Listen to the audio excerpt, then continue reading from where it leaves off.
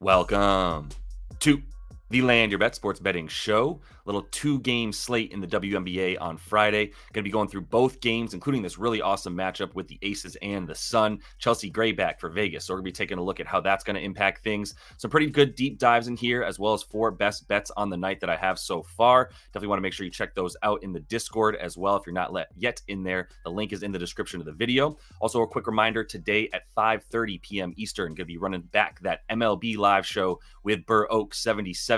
Little 6-2 on the day to kick off our MLB streams here on Tuesday of this week. So we're looking to keep it going with a nice full slate on Friday. For now, though, let's jump right into the W. Quick reminder for those who still don't have an Outlier.bet account, you can get 7 days free. So you can check it out. See the tool that I'm using more than any other. This is my go-to here. We use it on the live show as sort of the homepage as well. So you can see all the stats and key info for betting on these games in all the leagues that you might be wanting to use here. WNBA and MLB moving forward here in the summertime, and perfect for NBA and NFL as well as soon as the fall and winter come back around. So definitely make sure to check that out for 7 days for free if you still don't have it. Really great start to the WNBA season as we look at the record real quick. 27-16, up 10.65 units. Looking to keep it going here. And what's interesting about the way that this breaks down is I'm usually the play a props guy. This season in the WNBA, looking at a really good record so far in the sides and totals that are carrying us there, up 8.93 units on those. Haven't been able to get as lucky with the parlays. That's the only reason this isn't even higher than the 10.5 units that were already up. But we'll look to keep it going here and keep track of this record for you. All of that stuff is in the Discord as well. If you're not yet in there, got the link in the description of the video so you can jump in for free. Check out all the bets I'm bringing earlier than these videos and the record and all that good stuff. I wanted to pull up the injury reports real quick for the Fever and for the Atlanta Dream. That's our first game here. And for the Fever, pretty much going to have their starting rotation and the majority of their depth chart. However, Temifag Benlay is still out, and that is going to be something to keep an eye on. She could come back in the next couple of weeks, but it doesn't really look like she's going to make it back this game or for the next week or so. So something to keep in mind. They will be a lot better and deeper in that front court as soon as she is back. For the Dream, however, a couple of key injuries. Ryan Howard is now looking like she's out for this game. That's in addition to Jordan Canada, who's already been out and is going to be out for a considerable amount of time here into the future. And that's going to be a huge problem for them. They are losing key players left and right. Jordan Canada would be huge for them. They haven't really seen her all season. And then Ryan Howard was a big injury as she busted her ankle. She's also supposed to play in the 3-on-3 game in the Olympics for the American women's team in the 3-on-3 tournament there. So that's a big out if she's not in for that. And especially as we move forward here, I think the Atlanta Dream, already a team that struggled to score. This is probably their best, her and Alicia Gray anyway, are their best scorers left on the team right now. And without her, they're going to be in trouble when they look for baskets from the wing, people that can drive all the way to the bucket. That's things that Ryan Howard can do, and obviously very good shooter as well. So her injury here is going to be something to monitor for this Dream team, who has been struggling, to say the least, with a really bad record as of late. Let's dive into more of that. To be specific, the Dream have lost 5 of their last 7, on a little bit of a skid here, 3 of their last 4 as well. So they're struggling big time and have dropped in the standings all the way down to 7th. The Fever, on the other hand, they've won 3 in a row, looking pretty good right now. 4 of their last 5 as well, surging a little bit on offense, certainly not on defense. And these two teams are complete opposites in that sense. The only thing Atlanta has really been able to maintain as players continue to sort of drop out of the lineup here with injury is the defense. Still 5th best in the league there, 7th best offensive rating for the Fever. Opposites on the defensive and offensive side for the inverse there, right? Atlanta, 2nd worst offense, and the Fever there have had the worst defense in the league now, as they kind of fluctuate in the bottom 3 in terms of worst defensive rating in the league. Both teams playing really slowly as well, down to 9th for the Fever, who were as high as about 5th at points in the season. For the Atlanta Dream, been slow all year, continue to be a bottom 3 pace team. So points don't seem as likely to come by. I'm probably a little bit more scared than I should be, because the last time I picked an under versus these two teams when they faced off just a few days ago, that did not happen. They went cleanly over, and it was mostly in the 4th quarter where the bulk of those points came. I would lean to the under in this one once again, just because of the pace and now an even greater lack of offense from the Dream. They're really going to have to rely on their defense, even more so with Ryan Howard now out. You can see for the Dream, worst shooting percentage from effective field goal percentage in the league. Both these teams bottom 4 in the rebounding. The only thing here, once again, for the Dream that they can hang their hat on is the 2nd best defensive effective field goal percentage. They limit a lot of things that teams want to do when it comes to second chance points, when it comes to easy threes, and even the points in the paint as well. But been very good at defending that. Ryan Howard's a very good defender, though, and I think we're going to really start to see the impact of these players going down right now for the Dream in this one. So that is going to be a bet that we'll make here in one sec. But wanted to look a little bit more closely at the Fever defense and the Atlanta defense. So you can see here, this is why I like the under. Bottom three for both these teams in all of these key categories when it comes to getting easy buckets. Really no points off of turnovers, even though Atlanta very good at limiting and turning the other team over and limiting their ability to get easy shots, not really turning around and putting that into transition to turn those turnovers into points. As far as the second chance points go, while the Dream have been really good on the defensive rebounding side of the ball, no offensive rebounds to speak of. Same concept for the Fever, who continue to rely on a lot of 3-point shooting. They haven't been able to get a fast break going either, in part because they're a bad defensive rebounding team, which leads to them unable to really end too many possessions and then really get it and go in the fast break. Plus, they're not really forcing those turnovers. And then the points in the paint, neither team has been able to get easy buckets going to the rim much at all. So that's why I don't think offense is going to be very easy to come by in this one. It's at about 162.5, 163 in some books for the total of this game. Still kind of scares me from taking it, to be honest, but I would lean to the under before I would go over for points in this game. On the other side here, the Dream defense is going to continue to be able to limit what the Fever have done. Now, they've gotten up a lot in terms of their ability to score points off of turnovers and get second chance points, fast break points, points in the paint, what we call these sort of miscellaneous stats as they're labeled on WNBA stats pages. But the Dream can stop everything that the Fever have gotten better at doing, right? They've gotten better at these second chance points and the fast breaks, all this stuff. They were in the bottom 5 as recently as like a week or so ago for the Fever.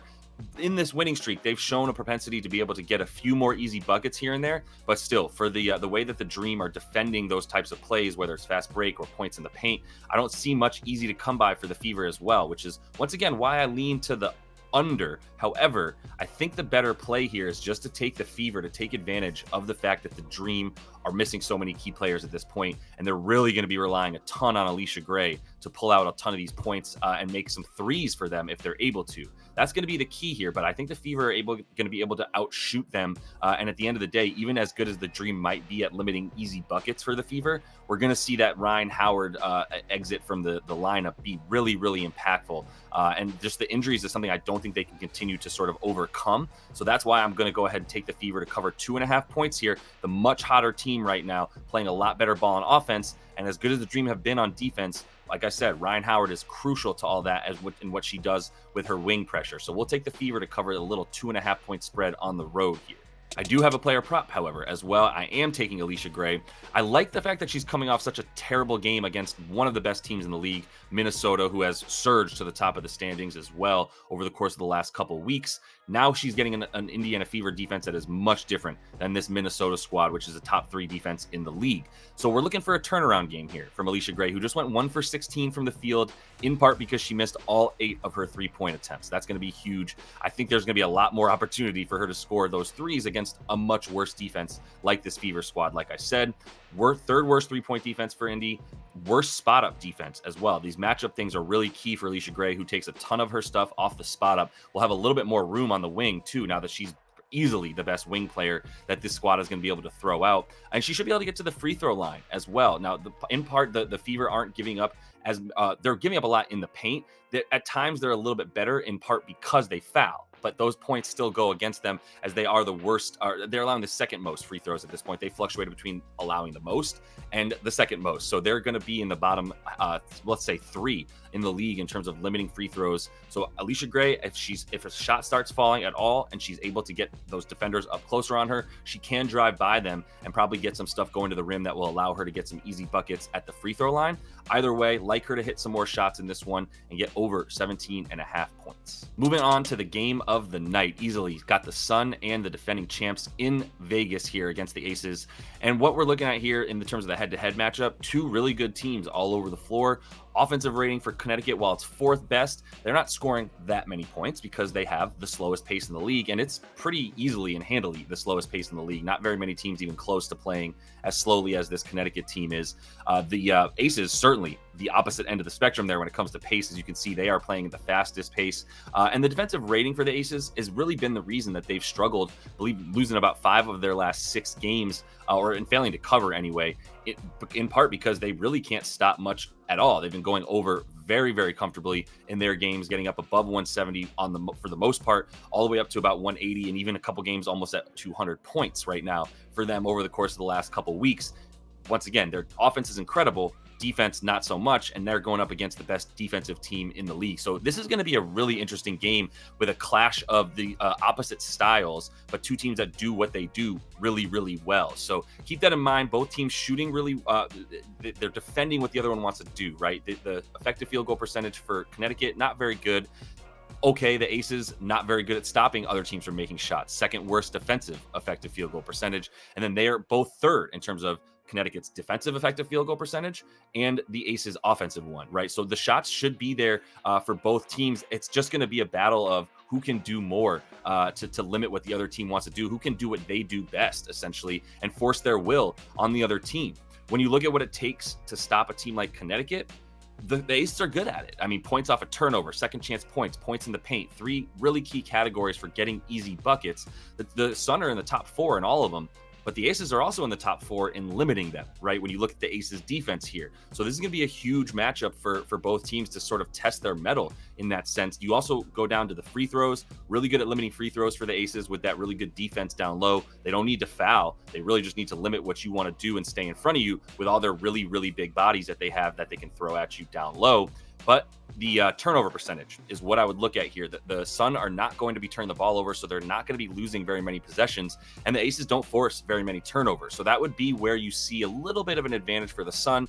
However, the Aces haven't really relied on points off of turnovers to get their buckets, right? So it's not like they need to force turnovers to get the Sun into trouble here and be able to hang with them. I mean, they're favored at 5.5, which seems a little bit high, to be honest, but we'll get into the best bet here in a sec. When you look at the con defense against these Aces, really what it comes down to for me is three-pointers. While the Aces are the first and fast break, that's something that they want to do. Sun limit that, but really the threes here is something that I think is going to be the reason that I like Connecticut to cover. They are second in limiting threes. They are second in limiting the amount of threes that the other team even shoots, right? And that's going to be a problem for the Aces, who have relied on three-pointers a ton.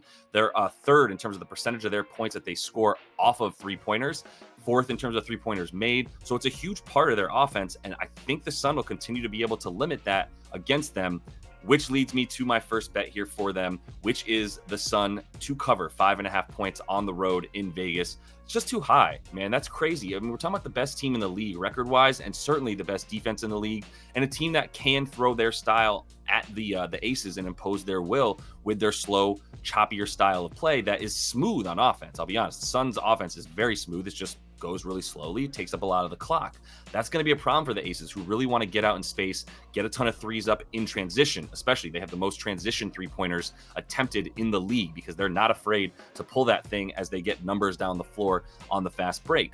If the Sun win that turnover and free throw battle with the disparity that I think they're capable of in this game, that should be a big part of the difference. And it's really going to be what they do at the three-point line that starts everything. Are they able to pressure these Aces guards, Kelsey Plum and the like? Now we've got Chelsea Gray back, obviously Jackie Young, ton of good ball handlers, but they're going up against a defense that they have not seen yet because these two teams have not played this season, and this Suns defense is a different beast. So we're going to take them to cover the 5.5 points. Finally, we're going to go with a player prop for the Sun, Ty Harris, who we took last game.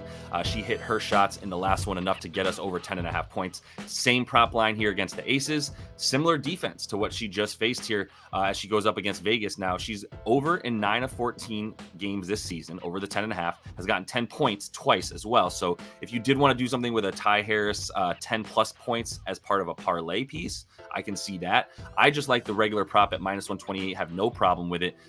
Basically, the Vegas can't defend the perimeter, and this is what we saw when they played the Sparks last game for the Sun, and they had a similar style of defense, just not very good, limiting guards, especially above the break, especially in the sort of extended mid-range as well. We saw Ty Harris make 3 of those extended mid-range shots, which I was projecting from last one as well, because the Sparks, one of the worst teams at limiting everything above the break and right inside the three-point line. Same for the Aces here. That's been the weak point of their defense, and especially people who are the ball handler in the pick and roll. That's where Ty Harris has really gotten a lot of her sort of shots up from, is that they come out, Brianna Jones and company, even DeWanna Bonner, setting some really good screens for her, and her able to get around those and get open shots from about 10 to 12 feet. Also has the 3-point shot working now with a really good percentage over her last 4 games or so. So because she's been so hot, honestly, and because of how weak this defense is in the specific areas that she wants to shoot, really liking her to go over in this game. Similarly, fading DeWanna Bonner might be the play here as well. She's been getting a lot of stuff closer to the rim, and the Aces, one of the best teams at limiting points in the paint. So going to take Ty Harris overs, leaning towards the unders. Be putting that up in the Discord, though, if there's any more bets to come after this video.